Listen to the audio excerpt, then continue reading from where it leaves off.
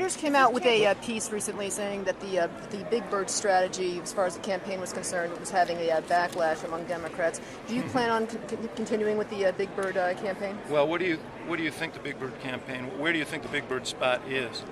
I mean, what do you think the campaign consisted of?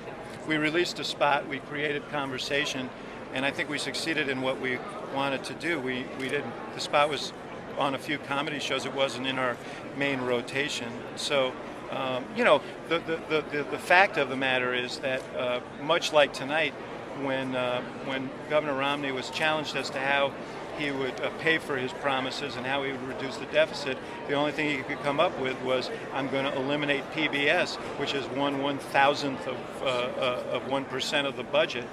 So, it's kind of a joke. And we engendered that discussion, but I wouldn't say it was a central element of our strategy.